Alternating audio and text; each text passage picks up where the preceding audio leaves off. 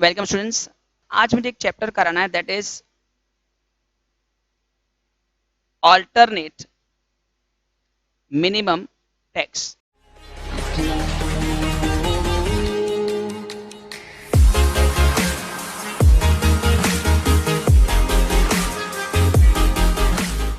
मुझे कराना है alternate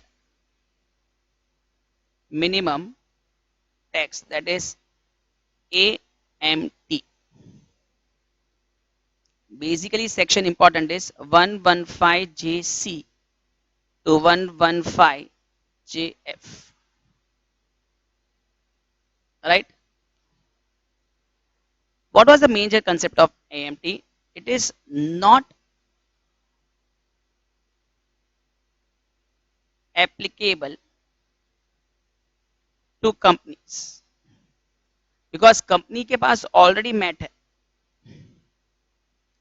now the question arises, तो किसको एप्लीकेबल है, राइट? तो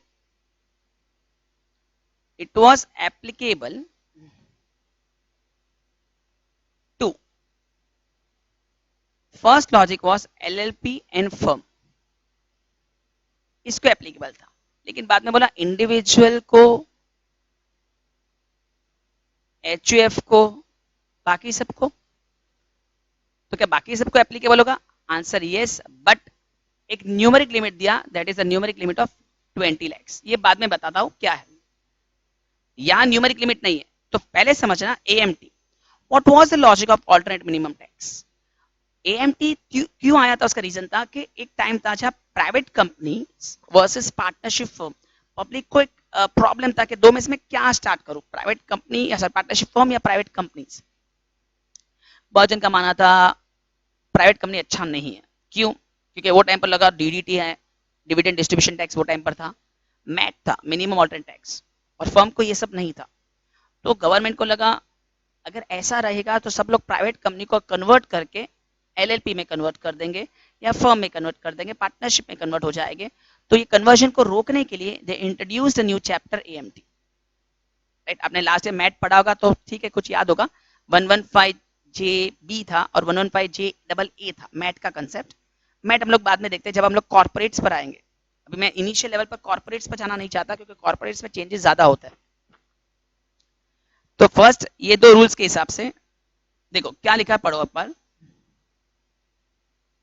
The levy of alternate on all persons claiming profit link deduction other than companies. The word is other than companies, other than companies. So companies के लिए mat आने वाला है। AMT is applicable to all assesses except companies. In MAT on companies, the book profit are computed. ये mat की बात है, जब हम लोग मैट करेंगे। In AMT, book profit have no relevance. Book profit important नहीं है। And AMT is computed after seeking some adjustment. AMT के कैलकुलेशन के लिए कुछ एडजस्टमेंट्स करने होंगे जो हम लोग आगे देखने वाले हैं। Finance act 2012 extended the levy of MAT to certain person other than companies in order to widen the tax base. Other than companies, accordingly, any person other than company who has claimed deduction under any section other than ATP included in chapter 6A. Chapter 6A मतलब था section 80 under the head C का मतलब था incomes, C का मतलब था deduction respect of income. इसमें कौन से सेक्शन आते थे मालूम है? मेन ये सेक्शन आते थे। 80I वाले सब आते थे, 80J वाले ग्रुप आते थे, 80QQ भी आता था, 80RR भी आता था। अगर आपको याद है तो ये सब 80s आते थे। क्या क्या है वो आगे डिस्कशन करना होगा, या घर पे पढ़ के रखना होगा। Under section 10A, 10AA was SEZ का प्रॉफिट, स्पेशल इकोनॉमिक जोन का प्रॉफिट था, would be subject to AMT। ये था 80IA, 80J, 80QQB, 80RRB। सामने था सेस, ये था। The provision of AMT would be not be applicable to individual, HUF, AOP, BOI, AJP if the ATI does not exceed 20 lakhs। इन लोगों के लिए 20 लाख का लिमिट था।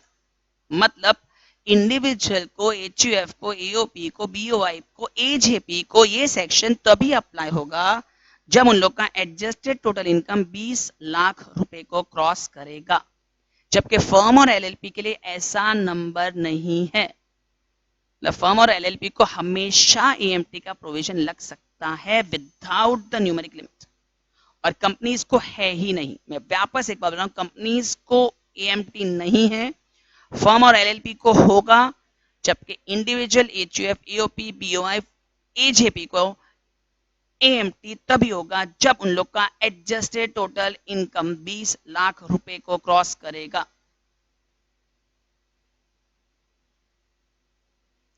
The investment linked tax deduction claimed under 35AD also fall within the scope of AMT.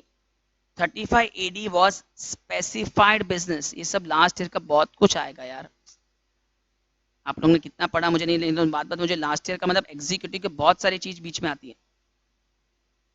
Specified business था,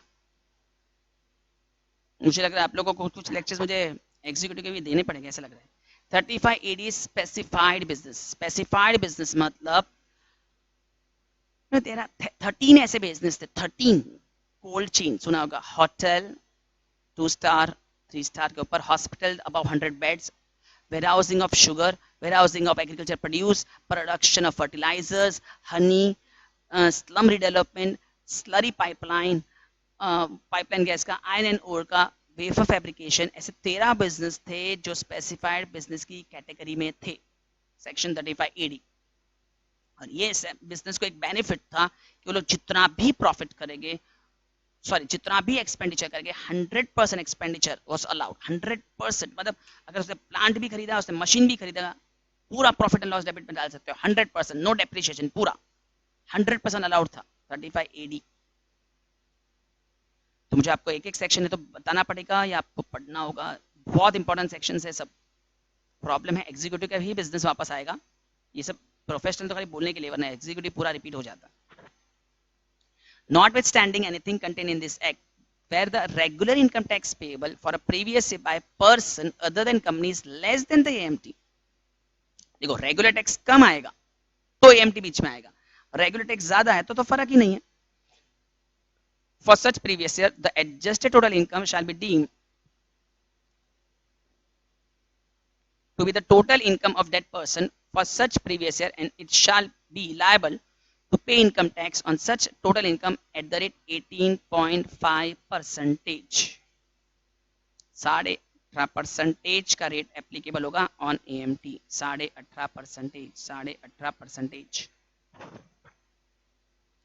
लेकिन what is adjusted total income will be total income before giving effect of any chapter as increased by other than ATP, right. खास करके क्या क्या आएगा, तो मैं एक बार फॉर्मेट बता देता हूं कि क्या क्या आने वाला है।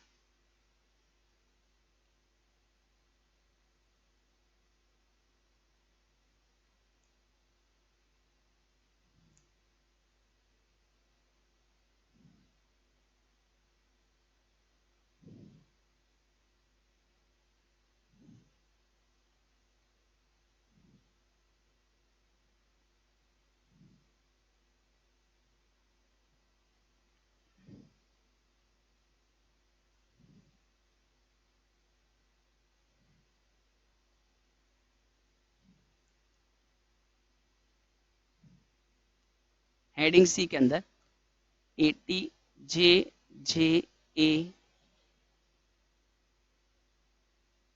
80I का पूरा ग्रुप, 80QQB, 80R, ये सब एडबैक। ऐसे चारों चार होने वाला नहीं है, चार में से कोई एक या दो ही होगा।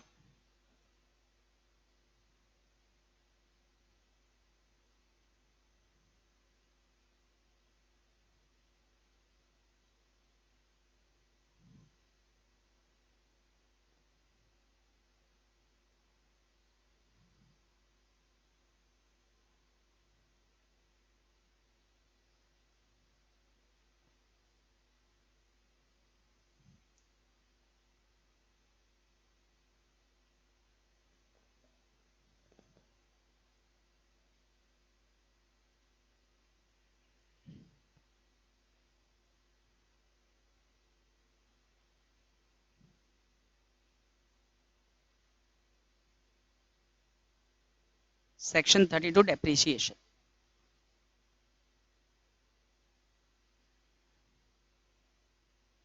ये जो आपका टोटल आएगा ना, दैट इज योर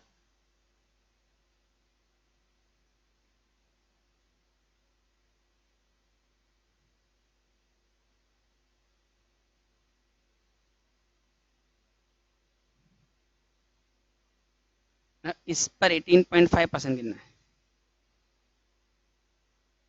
या इस पर एज पर टैक्स रेट गिनना है, ये दो में विचेवर इज हायर गिनना है। चलो कॉपी करो, ये कॉपी करो फटाफट ये।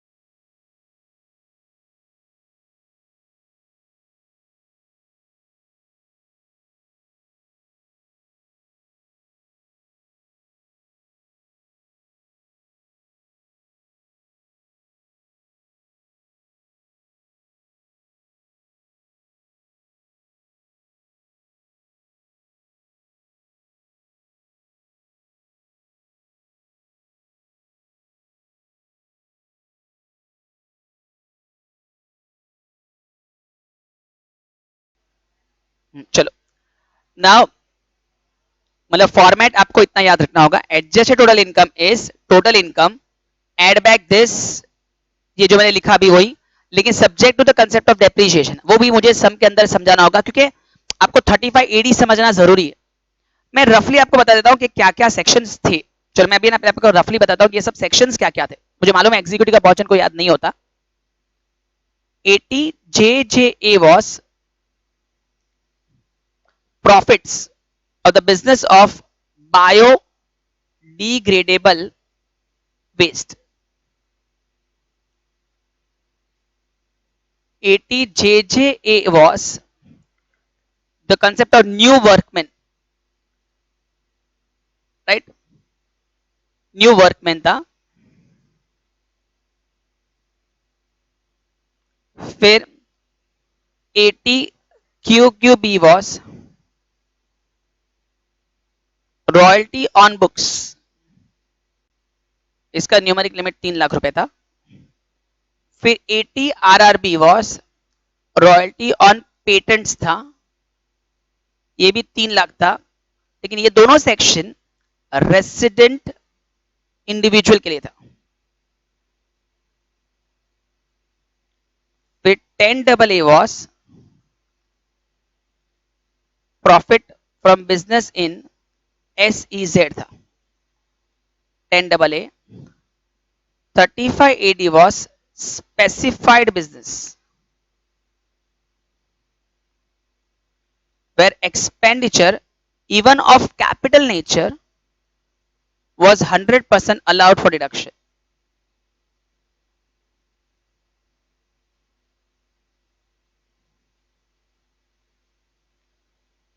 राइट, तो ये सब सेक्शंस आपको एक बार गो थ्रू करने होंगे तो ये आपको ये सब समझ में आएगा। राइट, जितना पॉसिबल होगा मैं सम के अंदर डिस्कशन करेंगे, लेकिन ये लॉजिक रहेगा।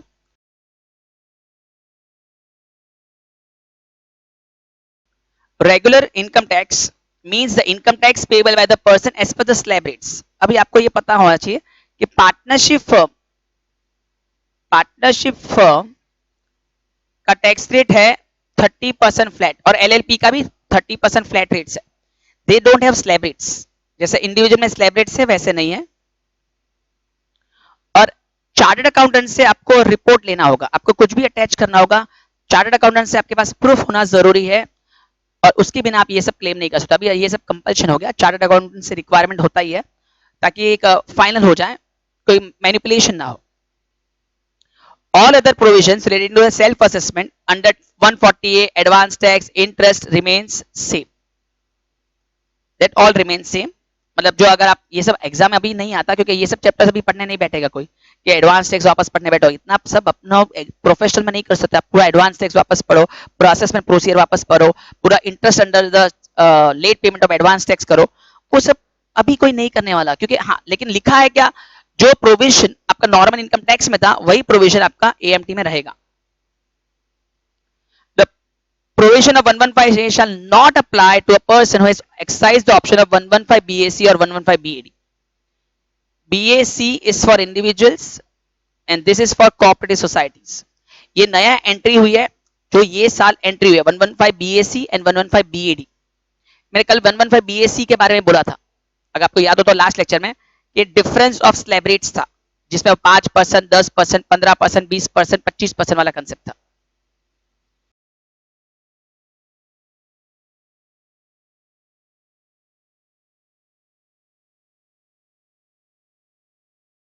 नाउ टैक्स क्रेडिट का मतलब होता है, चलो वो टैक्स क्रेडिट का मतलब प्रैक्टिकली ऐसा होता है कि अगर सपोज आपका, या मैं ज्यादा तो सम के बाद ही बता सकूंगा, suppose you have paid more tax as per 115 JC, आपका एएमटी के हिसाब से ज्यादा टैक्स आ गया तो आपको थोड़ा कैरी फॉरवर्ड करने मिलेगा। राइट, और वो कैरी फॉरवर्ड कितने साल करने मिलेगा, 15 साल तक कैरी फॉरवर्ड करने मिलेगा, ये आपको याद हो तो। लेकिन वापस चलो मैं इसके लिए बता देता हूं, व्हाट इज 115 JD।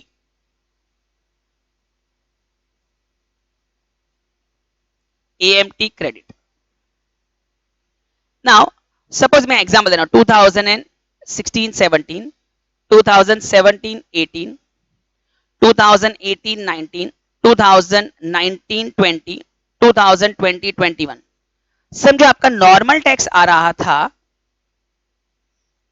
और आपका एएमटी मतलब 115 जीसी के हिसाब से कुछ और आ रहा था, दैट वाज 18.5% के हिसाब से।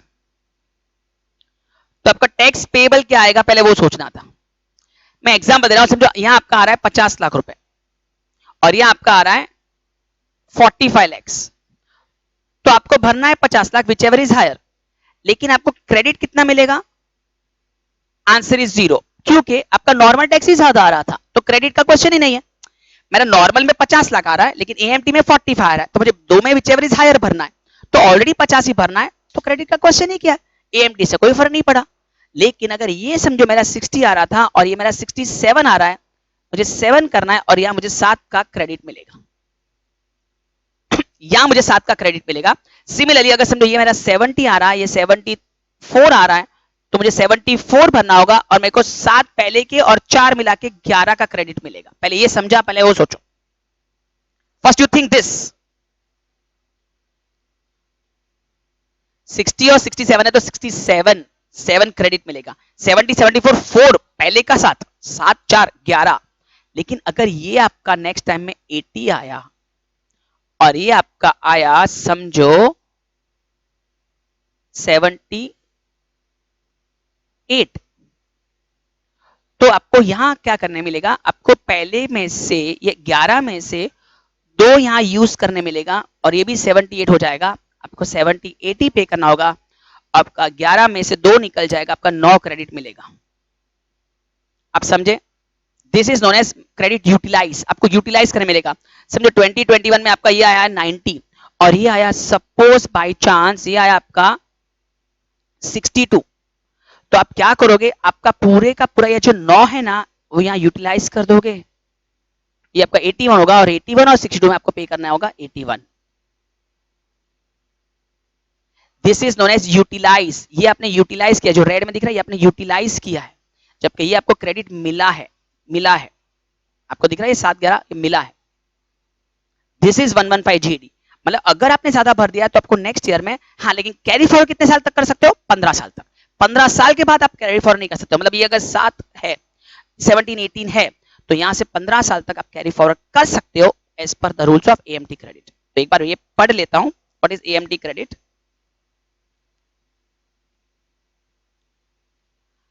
The tax credit or tax paid by a person on 15 GST shall be allowed to him in accordance with the provision of this section. The tax credit of an assessment year to be allowed shall be the excess of AMT paid over या ना excess of AMT paid over normal tax, इधर ध्यान दो, AMT paid over normal tax मतलब this over this, आपने 7 ज्यादा पे किया तो 7 क्रेडिट मिलेगा।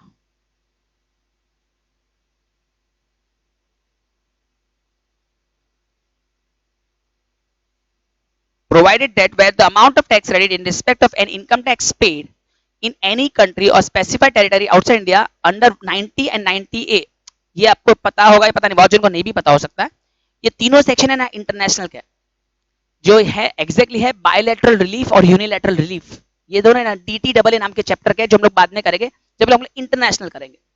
Allowed against the AMT tax payable exceeds the amount of tax credit admissible against the regular income tax payable by the assessee while computing the amount of credit under subsection such excess shall be ignored। मतलब अगर relief के हिसाब से कुछ claim करने already मिल जाता है तो उसे इग्नोर करना होगा। ये हम लोग तभी कर सकते हैं जब हम लोग DTAA करेंगे, जिसको याद होगा DTAA इंटरनेशनल का पार्ट था, डबल टैक्सेशन अवॉइडेंस एग्रीमेंट। हाँ, नो इंटरेस्ट इज एडजस्ट, वो लोग आपको इंटरेस्ट नहीं देंगे, आपको एडजस्ट करने देंगे। मैं एग्जांपल ये देखो, आपको यहाँ 7 और ये आपका 4 11, आपको यहाँ एडजस्ट करने मिला आपको, लेकिन आप ये नहीं बोल सकते हो कि मैंने तो 17 18 में ज्यादा भर दिया था, आपने तो मेरे को 19 20 में एडजस्ट करने दिया, तो मेरे को कुछ इंटरेस्ट तो दो। आपको इंटरेस्ट कुछ नहीं मिलेगा, एडजस्ट करने दिया वही मेहरबानी किया है, आपको एडजस्ट करने मिल रहा है वही मेहरबानी है। The amount of tax rate determined under subsection 2 shall be carried forward and set off in accordance with the provision of subsection 5, but such carry forward shall not be allowed beyond 15th year immediately the succeeding। अब max to max कितने साल तक carry forward कर सकते हो? Max to max 15 साल तक carry forward कर सकते हो, उससे ज्यादा कैरी फॉरवर्ड करना अलाउड नहीं है। मैक्स टू मैक्स आप कैरी फॉरवर्ड कर सकते हो 15 साल तक, उससे ज्यादा कैरी फॉरवर्ड करना अलाउड नहीं है, समझा? मैक्स टू मैक्स 15 साल तक कैरी फॉरवर्ड कर सकते हो, उससे ज्यादा कैरी फॉरवर्ड करना अलाउड नहीं है. In any assessment year in which the regular income tax exceeds the AMT, the tax credit shall be allowed to be set off. अगर कभी बाद में आया तो आप सेट ऑफ भी कर सकते हो और बैलेंस आप कैरी फॉरवर्ड कर सकते हो. वापस 115 BAC 115 BAD वाले को ये सेक्शन अप्लाई नहीं होता. 115 BAC वाले को 115 BAD वाले को ये सेक्शन अप्लाई नहीं होता.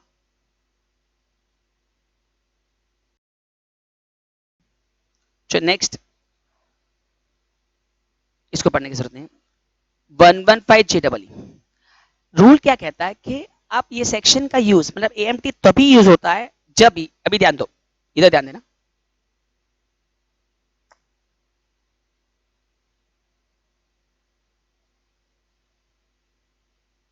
अभी ध्यान दो.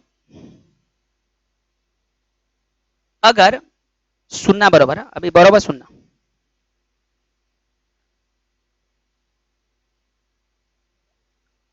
अगर इतने में से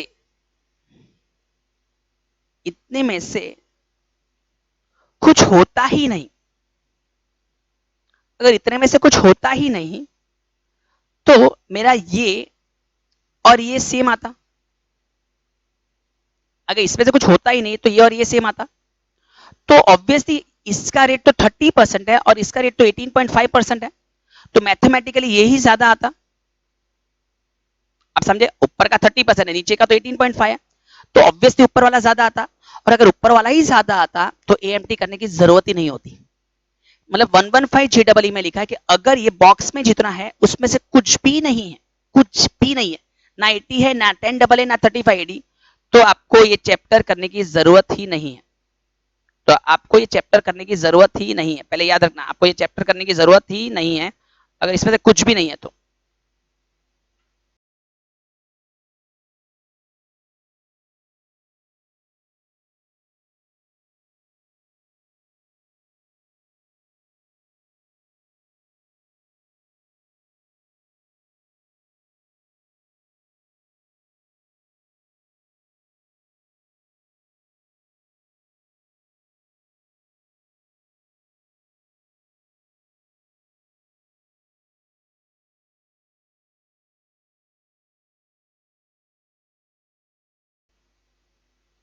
चलो एक बार ये समझ लो, 5 मिनट कॉपी कर लो,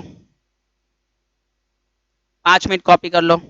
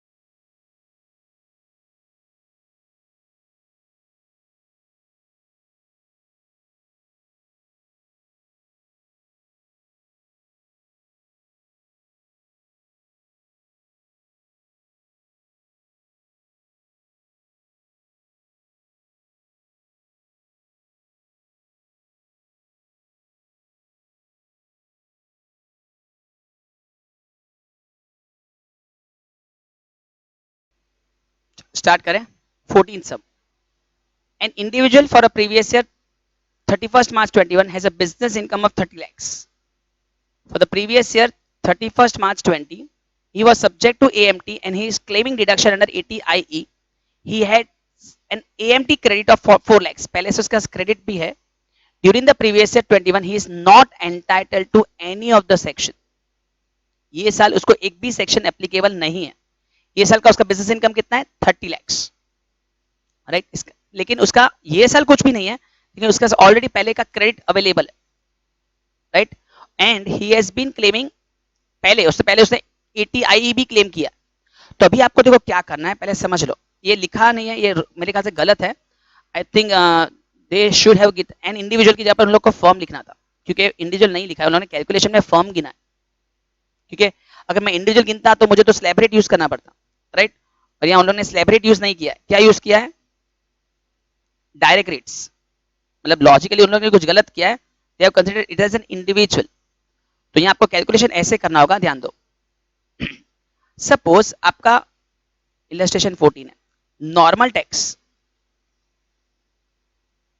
कितना आएगा, 30 लैक्स का 30%, राइट, नॉर्मल टैक्स, राइट है 30 लैक्स का, ओके इंडिविजुअली गिना है, सॉरी सॉरी सॉरी, इंडिविजुअली गिना है, आई थिंक माई मिस्टेक।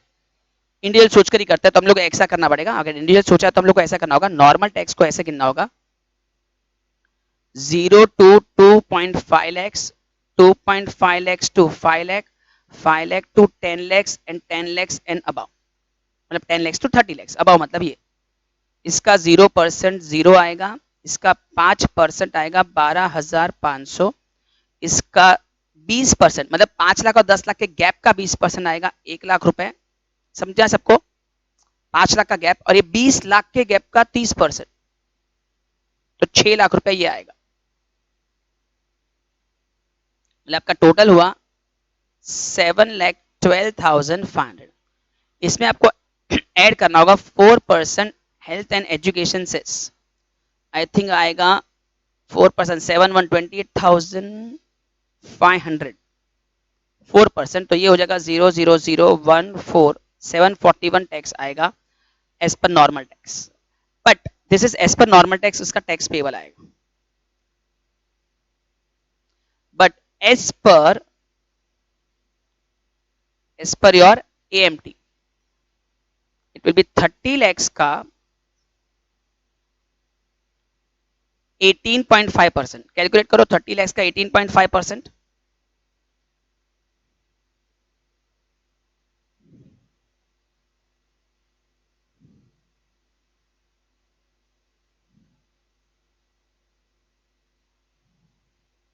तो ये आएगा 555,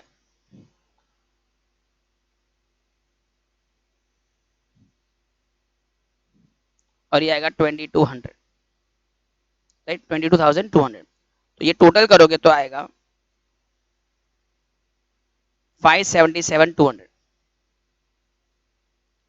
मतलब as per normal tax it is 741,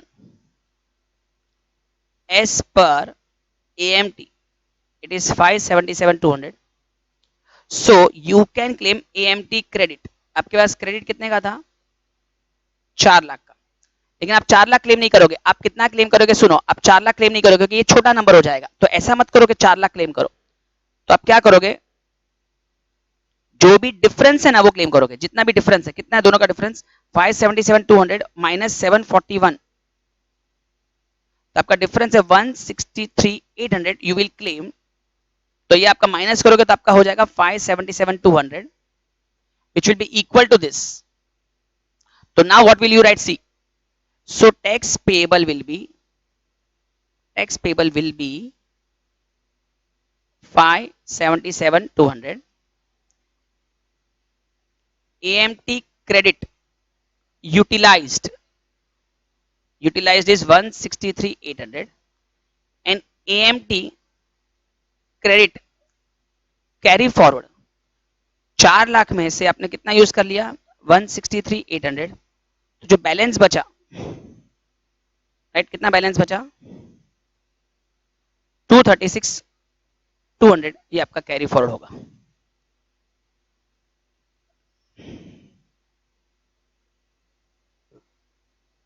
चलो कॉपी करो फटाफट।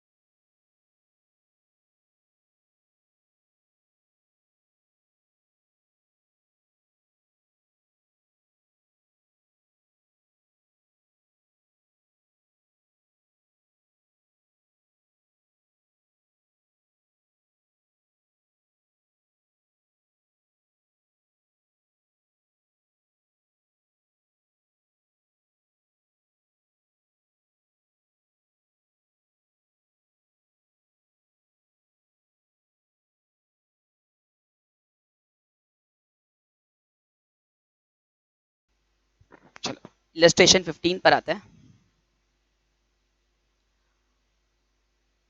PQR LLP set up SEZ in financial year 16-17 for production of washing machine.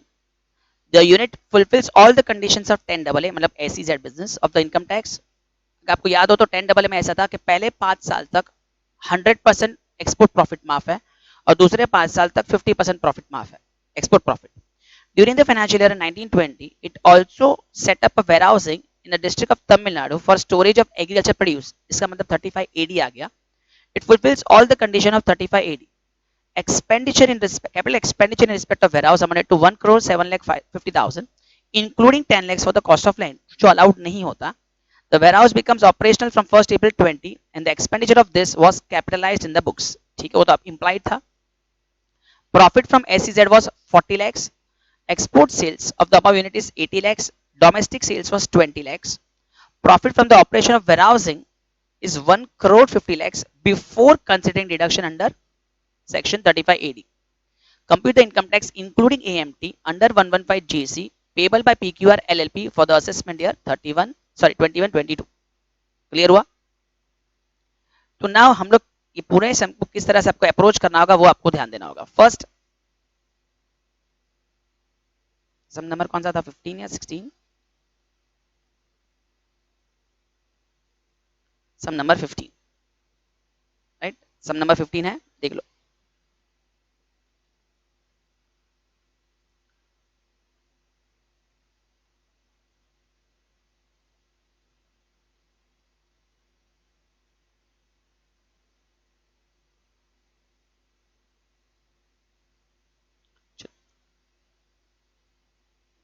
Question number 50 आपको कैसे स्टार्ट करना होगा? देखो, पहले आपका प्रॉफिट्स फ्रॉम SEZ बिजनेस जो था 40 lakhs less exemption under section 10AA। This is the first 5 years, first 5 years है, 16-17 में स्टार्ट हुआ है। अभी देखो ऐसा करना था, अगर मेरा total sales is equal to total profit, तो export sales is export profit, बराबर है? पहले समझना। अभी तो देखो इधर ध्यान दो, आपका टोटल सेल्स कितना है, देखो इधर ध्यान देना। सेल्स का टोटल सेल्स कितना है, देखो ये प्लस ये 80 lakhs and 20 lakhs is the total sales, right? मतलब मेरा टोटल सेल्स है 100 lakhs और टोटल प्रॉफिट कितना है 40 lakhs, 40 lakhs, बराबर? एक्सपोर्ट सेल्स है 80 lakhs, तो एक्सपोर्ट प्रॉफिट कितना? आप क्रॉस मल्टीप्लाई करो इसको और इसको, तो आपको यहां मिलेगा 32 lakhs। और since is the first 5 year of business, आपका पूरा 32 lakhs माइनस करने मिलेगा, तो आपका नेट प्रॉफिट हो जाएगा, आपका नेट प्रॉफिट हो जाएगा 8 lakhs।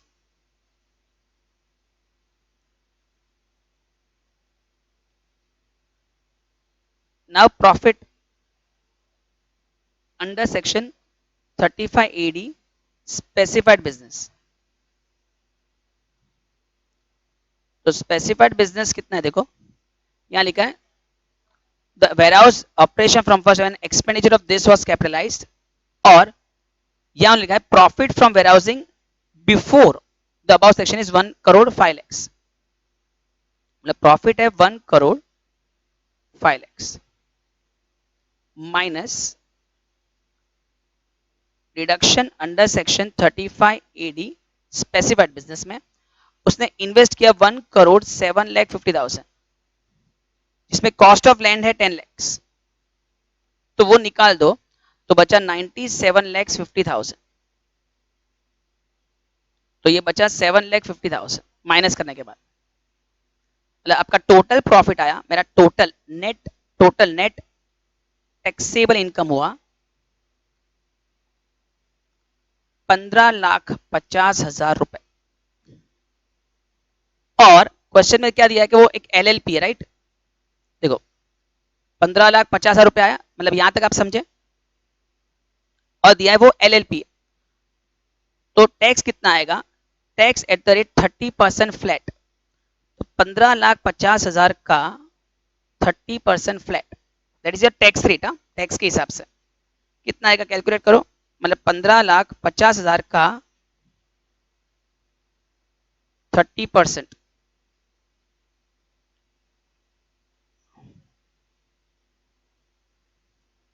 4,65,000 आ रहा है, 4,65,000 आया। इसमें आपको ऐड करना होगा 4% HEC, तो इसका 4%,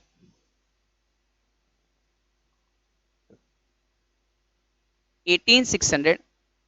तो आपका नॉर्मल टैक्स आ रहा है, आपका नॉर्मल टैक्स आ रहा है this plus this, that amounts to 483,600। This is part one, this is part one, समझा।